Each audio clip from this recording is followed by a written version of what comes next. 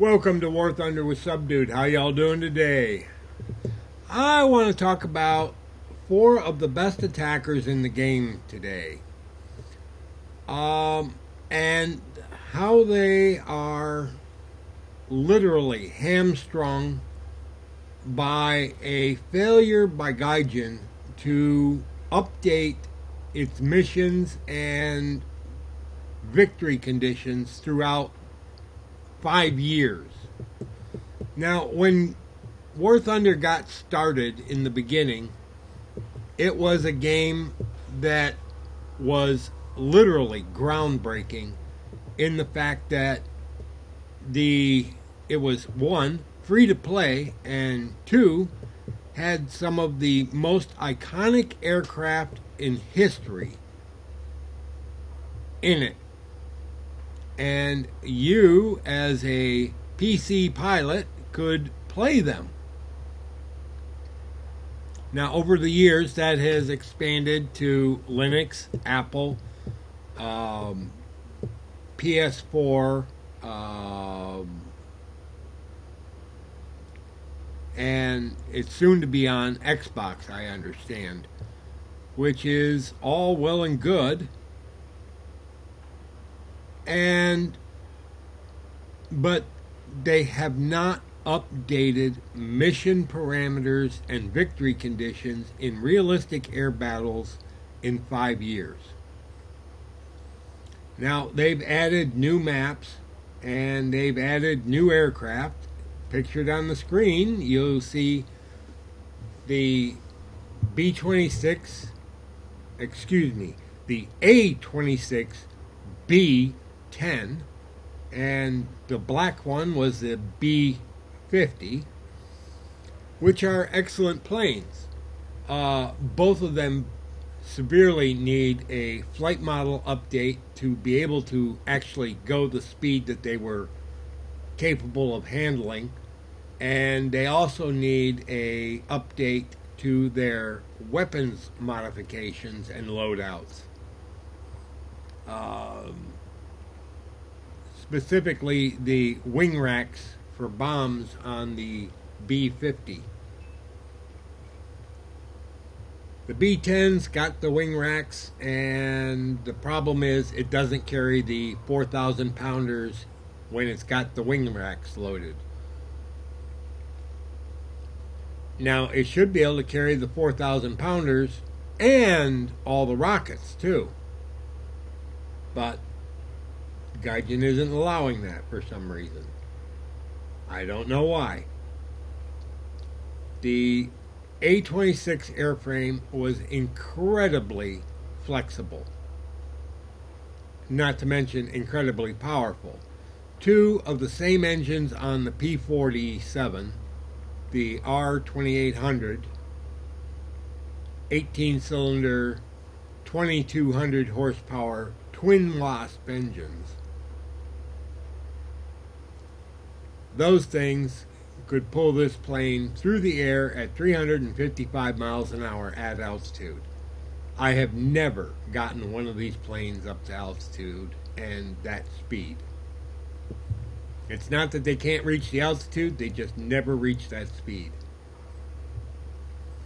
And that beautiful black skin on the B-50 here happens to be the color that they painted many of the intruders, or the A-26s that flew in Vietnam. Now, during World War II and in the Korean War, these were medium altitude bombers, which would have been the C version. The C version would probably lead a flight of 3 of these. So you would have a Diamond 4, and the lead plane would be a C version.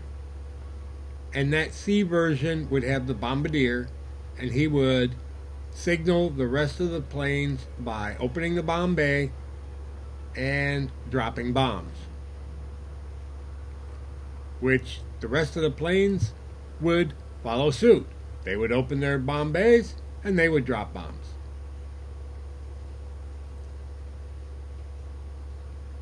But we don't have a C in the regular lineup, and we need a premium because people will pay for a premium. We aren't all PS2, PS4 players. We aren't all rich enough to buy a $1,400 laptop that was only sold in Europe. And for those players that bought the PS4 and are like, well, I got this so I could get this playing. No, you didn't. You got the PS4 to play on a PS4. And you bought the laptop because it's a laptop. You didn't buy it for this playing. I don't want to hear any more silliness about that. Make a B20 or an A26C a premium. We will buy them. We will buy them in job lots. Why? Because not everybody's an attacker. We would love to have an A26C. There's got to be a version out there that you can make available for the rank and file as a premium, and yes, we will pay for it.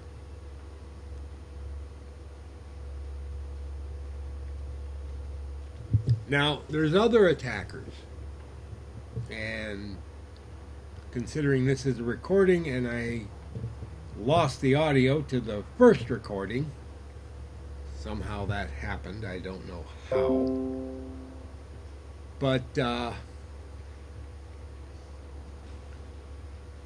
it really does come down to mission parameters and what's going on with the missions.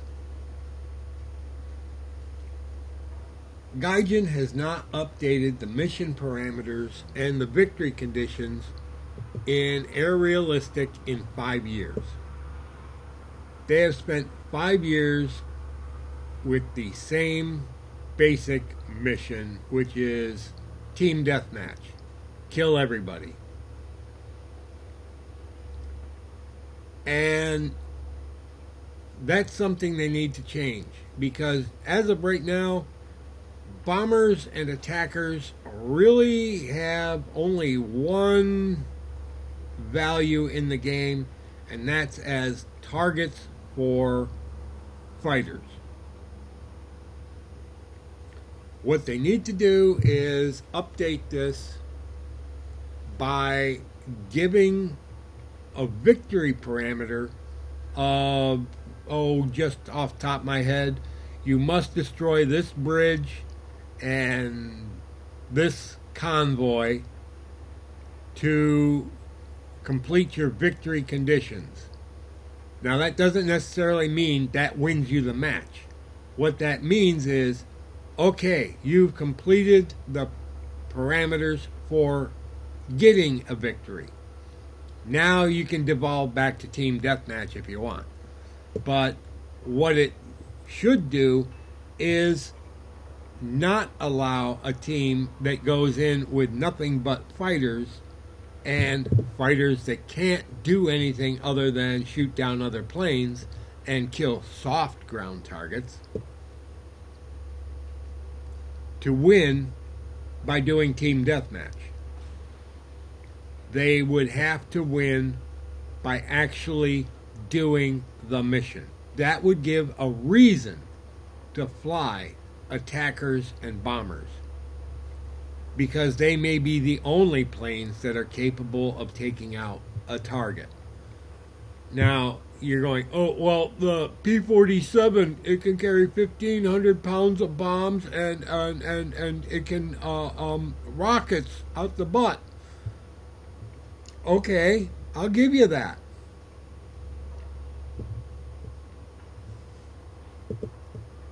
And so can this plane, AD-4. And its little brother, the AD-2, which isn't so little. They can carry 4,000 pounds of bombs and rockets. And they have 420 millimeter cannons. They can rip up a lot of ground targets, but they're slow. And they're fighter bait. And they're at a high enough tier.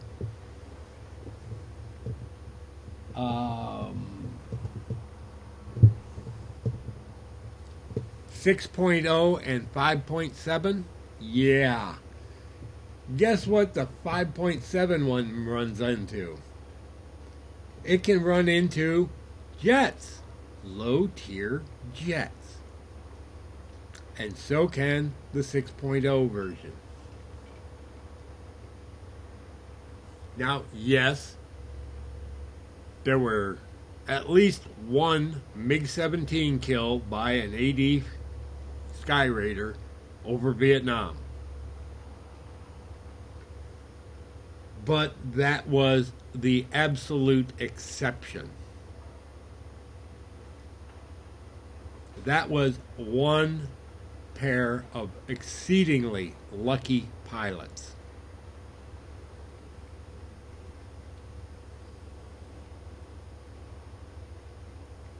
Good training, excellent handling, and nerves of, well, steel doesn't quite cut it.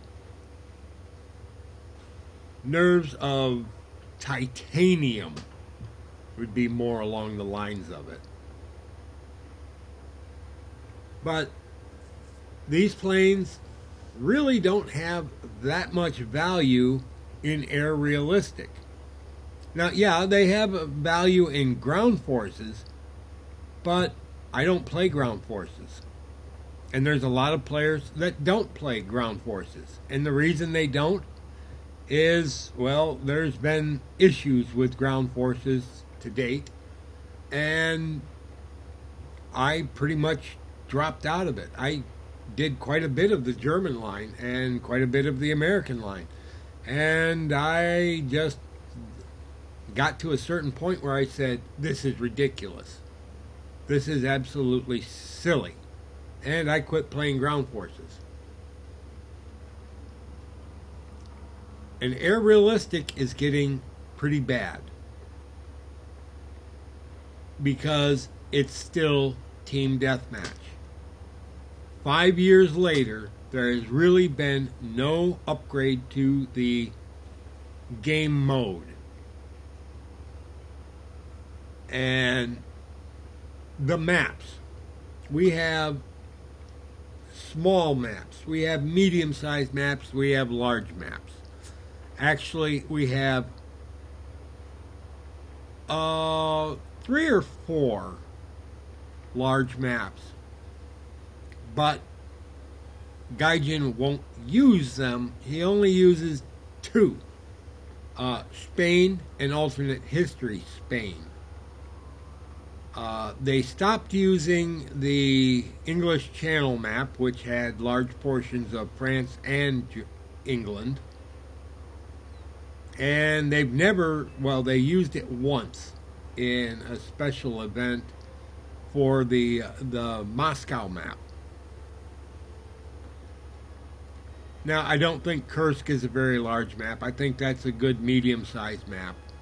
But, I mean, we're talking about planes that were designed for ground attack and end up in jet battles, and jet battles that take place on postage stamps. I'm sick to death of team deathmatch. I really am. I want victory parameters. You need to accomplish this to get a victory. That's not to say you're not going to get your rewards for killing everybody. But if you could get triple the rewards for doing the mission, kill this convoy, take out this bridge, and bomb out this tank park. And those have to be done before you can gain victory. Now, I'm not saying these bombing targets where you need 4,000 pounds of, or 2,000 kilograms of bombs to take it apart. Those are big, static, not moving, and dumb targets. Nobody protects them because they know where the bombers are going to be. They have to go there. And nobody protects the bombers because you don't need to kill those to win the match. I've seen matches ended in 5 minutes or less by fighters at tier 8 and 9. Battle rating 8 and 9. And the reason it happens that way, well, aside from silliness on your ally's team, it can be any number of reasons. But what they need to do is create larger maps. Kursk. Kursk is a waste of a map. It's huge, but it's a waste because it's a wasteland. It would be a ground attack, beautiful map. But there's no value in taking out the ground targets. Yeah, you get points. Yeah, you get gold, your silver, you get, RP. But the reward for that is nowhere near what it is for killing planes. Let's change it up so you now have a reason to protect those planes that do the ground attack. You want to protect the IL-2s. You want to protect the HS-129s. You want to protect the AD-4s or the Beaufighters or the Sky Raiders or the A-26s or A-36s.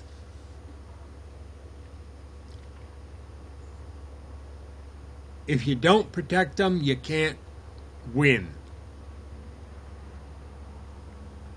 You'll get the points for killing everyone, but you can't win. And winning should be the most points. Completing the mission and then do team deathmatch.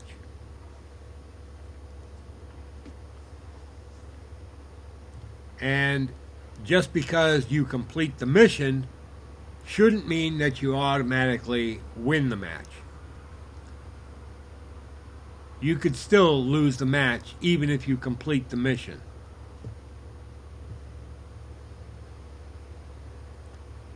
And that's how it should be. But that's about all I've got. This Subdued signing off. Y'all have a pleasant today, a better tomorrow, and we'll catch you in the skies. Bye-bye.